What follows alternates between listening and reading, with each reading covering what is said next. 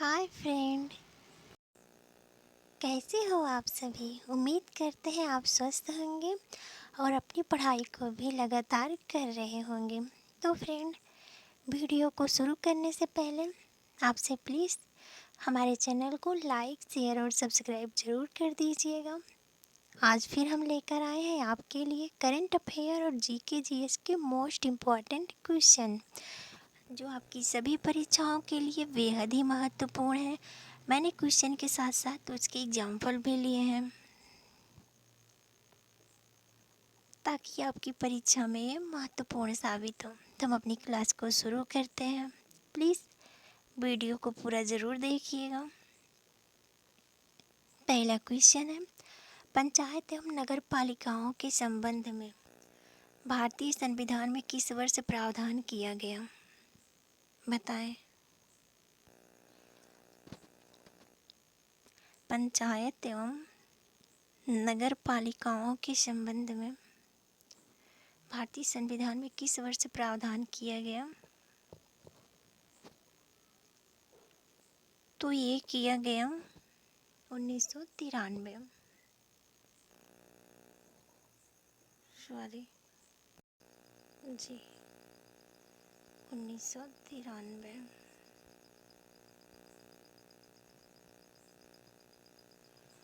अगला है, हाल ही में हुई घोषणा के अनुसार फिक्की के अगले अध्यक्ष कौन होंगे। तो बताएं फिक्की के अगले अध्यक्ष कौन होंगे। तो ये है Harshvardhan Agarwal. Option D right. अगला है, Alfred Park Allahabad. Alfred Park कहाँ पर है, तो इलाहाबाद में है। 27 फरवरी 1931 ईस्वी में किस क्रांतिकारी ने खुद को गोली मार ली थी। तो बताइए, किस क्रांतिकारी ने अल्फ्रेड पार्क में 27 फरवरी 1931 को खुद को गोली मार ली थी। तो ये चंद्रशेखर आज़ाद। चंद्रशेखर आज़ाद ने खुद को गोली मार ली थी इलाहाबाद के अल्फ्रेड पार्क पर। इनके बारे में और जान लेते हैं।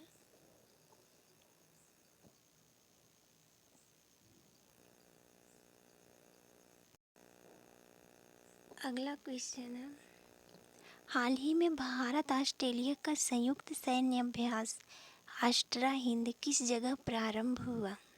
तो बताएं कौन सा सही है, रूस, ऑस्ट्रेलिया, पुणे या फिर भारत। कहाँ प्रारंभ हुआ है। भारत ऑस्ट्रेलिया का संयुक्त सैन्य अभ्यास आस्ट्रा हिंद, तो ये प्रारंभ हुआ है पुणे में। अगला है, लाहौर षड्यंत्र केस, ये कब से कब तक चला था। तो 1929 से 31 तक चला था। लाहौर षड्यंत्र केस के तहत कितने क्रांतिकारियों को फांसी दी गई थी। तो बताएं कितने लोगों को फांसी दी गई थी। तो ये दी गई थी भगत सिंह, राजगुरु, सुखदेव सहित 19 लोगों को फांसी दी गई थी। और भगत सिंह को फांसी कब दी गई थी, तो 23 मार्च 1931 को। 23 मार्च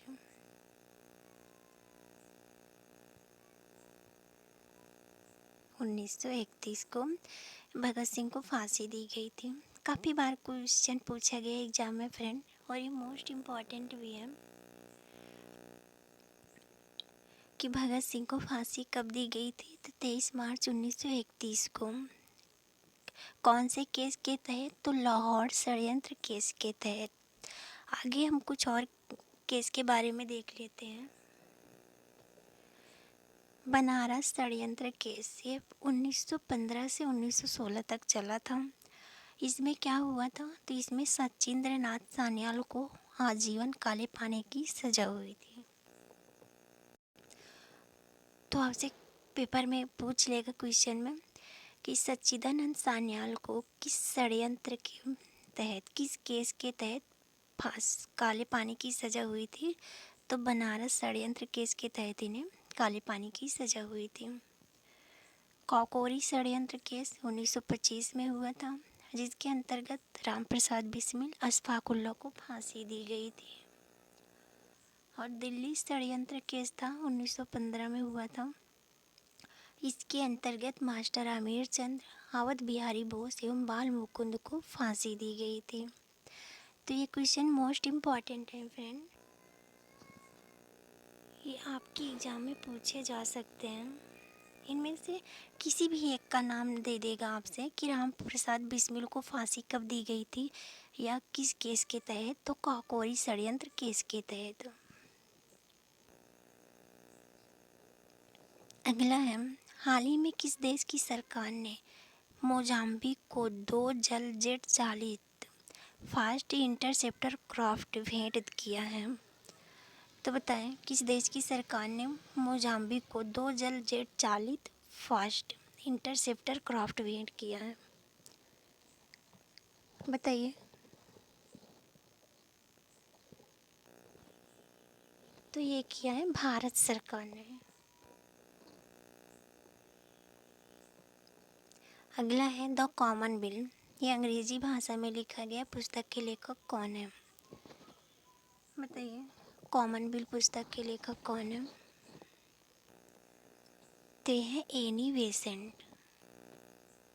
कुछ और पुस्तकों के बारे में हम देख लेते हैं। जो इम्पोर्टेंट है फ्रेंड, जिनकी एग्ज़ाम में आने की संभावनाएं रहती हैं और अधिकतर पूछे जाते हैं, हम उन्हें करा देते हैं। न्यू इंडिया एनी बेसेंट का है। नवजीवन महात्मा गांधी की पुस्तक का नाम है। और यंग इंडिया पुस्तक ये भी महात्मा गांधी की ही है। Hindustan times KM. पडिक्कर की है। और उदंत मार्तंड जुगल किशोर शुक्ल ने लिखा था। Bengal gazette James August Hicky की है। तो ये तो मोस्ट इम्पॉर्टेंट है, इनमें से वैसे सभी मोस्ट इम्पॉर्टेंट हैं, आप इन्हें नोट करके रखिएगा। आपके एग्ज़ाम में किसी न किसी एग्ज़ाम में तो पूछ ही लिए जाते हैं। अगला है, हाल ही में किस तारीख को विश्व टीकाकरण दिवस मनाया गया? तो बताएं किस तारीख को विश्व टीकाकरण दिवस मनाया गया?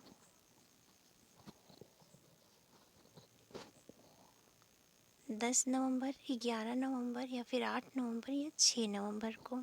बताइए। तो ये मनाया गया 11 नवंबर को। और इसकी थीम क्या थी? तो इसकी थीम थी मानवीय रूप से संभव टीकाकरण के माध्यम से जीवन बचाना, है इसकी थीम है। दिल्ली से पहले भारत की राजधानी कहाँ थी? बताइए।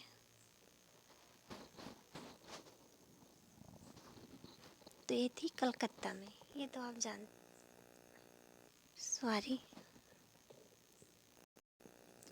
ये तो आप जानते ही होंगे कि दिल्ली से पहले भारत की राजधानी कहाँ थी। तो ये थी कलकत्ता में। अगला है, भारतीय पुलिस हॉकी टीम के कप्तान हरमनप्रीत सिंह को 49वीं FIH कांग्रेस के दौरान प्लेयर ऑफ द ईयर से किस देश में सम्मानित किया गया? तो एक तो आपसे क्वेश्चन में पूछा जाएगा कि FIH कांग्रेस के दौरान प्लेयर ऑफ द ईयर से किसे सम्मानित किया गया? तो ये सम्मानित किया गया हरमनप्रीत सिंह को। हरमनप्रीत सिंह को कहाँ पे सम्मानित किया गया? तो ओमान में इन्हें सम्मानित किया गया। अगला है, भारत छोड़ो आंदोलन के समय कौन वायसराय था? बताइए। Lord Ripon, Lord Linlithgow, Lord Chelmsford या लॉर्ड वेविल? तो ये थे लॉर्ड लिनलिथगो।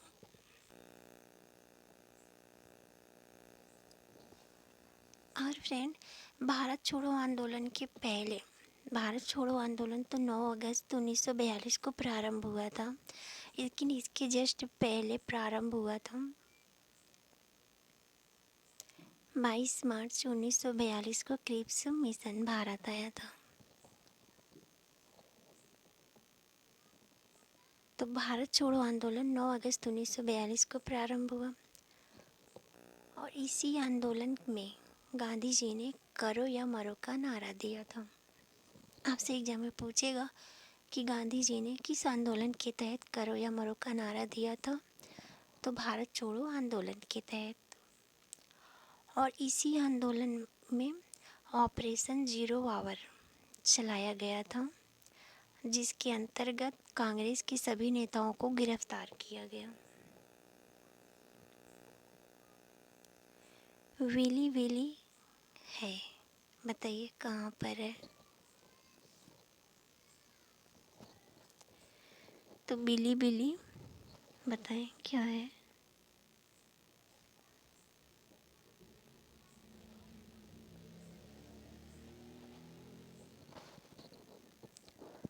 तो ये है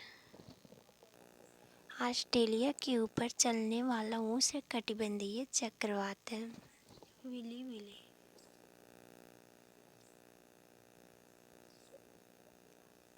अगला है सियाचिन ग्लेशियर विवाद का विषय है, तो इसका विषय क्या है बताइए? सियाचिन ग्लेशियर विवाद का विषय क्या है? तो इसका विषय है भारत पाकिस्तान के बीच, भारत पाकिस्तान के बीच में ये विवाद चल रहा है सियाचिन ग्लेशियर का। अगला है भारतवर्ष के पश्चिमी तटीय शहरों में उत्तर से दक्षिण इन शहरों का सही क्रम होगा, बताइए उत्तर से दक्षिण इन नगरों का सही क्रम क्या है? लगाइए जल्दी से क्रम से।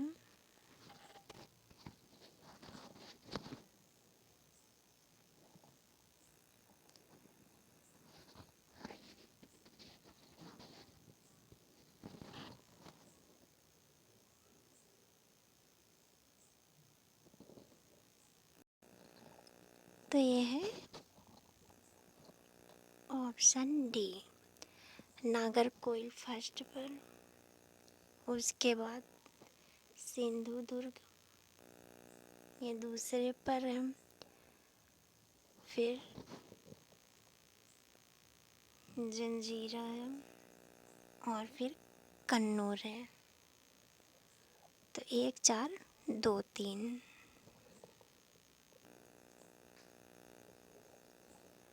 किस राज्य की सीमा बांग्लादेश से नहीं मिलती है, बताइए?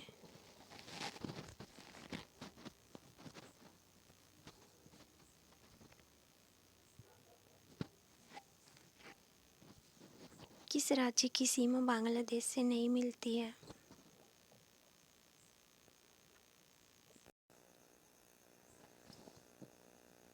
तो बताइए फ्रेंड, किस राज्य की सीमा बांग्लादेश से नहीं मिलती? तो ये है मणिपुर। मणिपुर की सीमा बांग्लादेश से नहीं मिलती, बाकी मेघालय, त्रिपुरा, मिजोरम की मिलती है। अगला है मनुष्य को प्रतिदिन कितनी मात्रा में आयोडीन मिलनी चाहिए? 50 ग्राम, 30 ग्राम, 100 ग्राम या इनमें से कोई नहीं, बताइए? तो इसका सही जवाब है 50 ग्राम। मनुष्य को प्रतिदिन 50 ग्राम आयोडीन मिलनी चाहिए। एक ही खेत में एक ही समय में एक से अधिक फसलें उगाने को क्या कहते हैं, बताइए? एक ही खेत में एक ही समय में एक से अधिक फसल उगाई जाती है तो उसको क्या कहते हैं? बहुफसली खेती, मिश्रित फसलों की खेती, ए और बी दोनों या इनमें से कोई नहीं। तो यह है मिश्रित फसलों की खेती, ऑप्शन बी। अगला क्वेश्चन है टाइफाइड रोग उत्पन्न होता है, बताएं किससे होता है? प्लाज्मोडियम वाइवेक्स, माइक्रोबैक्टीरियम या साल्मोनेला टाइफी। तो फ्रेंड आप इसमें ना ये ध्यान रखना, यहाँ पे आप देखो टाइफी लिखा है ना, यहाँ पे टाइफाइड, तो आप रिलेट करके ऐसे आप इसको याद कर सकते हो। बाकी इन सब में आप देखिए कहीं भी नहीं लिखा गया है टाइफी, तो टाइफाइड का साल्मोनेला टाइफी।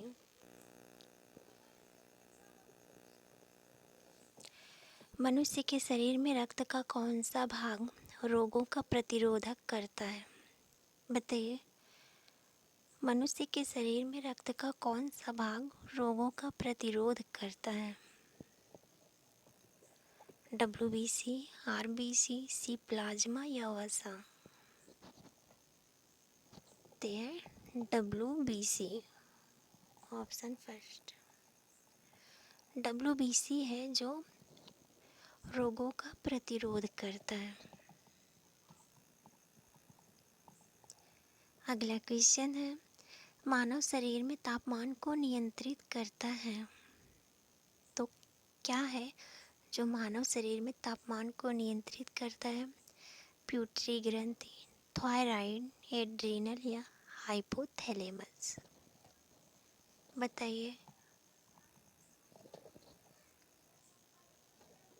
तो ये हाइपोथैलेमस है जो मानव शरीर में तापमान को नियंत्रित करता है। इम्पॉर्टेंट है, PYQ का है, बहुत बार एग्जाम में पूछा जा चुका है। मानव रक्त में अल्कोहल की कितनी प्रतिशत मात्रा मृत्यु का कारण होती है? बताएं। ये तो लोगों के जीवन से भी जुड़ी है, तो इसे जानना तो ज़रूरी है कि मानव रक्त में अल्कोहल की कितनी प्रतिशत मात्रा मृत्यु का कारण होती है। 2.0, 3.0 या फिर 5.0 या 7.0? बताइए। तो ऑप्शन सी सही है, 5.0। इतनी मात्रा हो तो मृत्यु का कारण बन जाती है। भारतीय संविधान की 11वीं अनुसूची संबंधित है, तो बताएं। फ्रेंड आज हम आपको संविधान की सारी अनुसूचियाँ करा देंगे। संविधान में पूरी 12 अनुसूचियाँ हैं, तो उन 12 अनुसूचियों में क्या क्या दिया गया है हम उसके बारे में विस्तार से बात करेंगे। पर फ्रेंड आपसे रिक्वेस्ट है कि लाइक, शेयर और सब्सक्राइब जरूर कर दीजिएगा। तो बताइए, भारतीय संविधान की 11वीं अनुसूची संबंधित है, किससे संबंधित है? तो ये पंचायती राज से। आगे हम देख लेते हैं संविधान की अनुसूचियाँ। तो संविधान की सभी 12 अनुसूचियाँ। प्रथम अनुसूची, राज्य तथा केंद्र शासित प्रदेश। प्रथम अनुसूची में संघ, राज्य तथा केंद्र शासित प्रदेश। दूसरी अनुसूची में है पेंशन, वेतन तथा भत्ते। दूसरी अनुसूची में राष्ट्रपति और प्रधानमंत्री, मुख्यमंत्री, राज्यपाल, इन सभी के पेंशन, वेतन तथा भत्ते के जिक्र है। तृतीय अनुसूची में शपथ है, शपथ का उल्लेख है। चतुर्थ अनुसूची है राज्य, यहाँ पे राज्य लिख दिया गया।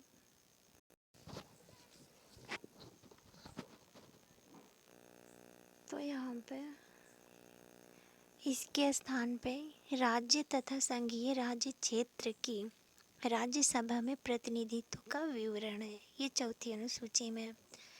पांचवी अनुसूची में अनुसूचित जातियों तथा अनुसूचित जनजातियों के प्रशासन एवं नियंत्रण का उल्लेख है। छठी अनुसूची में असम, मेघालय, त्रिपुरा, मिजोरम राज्य के प्रशासन का प्रावधान है, 80 mm, आप ऐसे याद कर सकते हो इसको।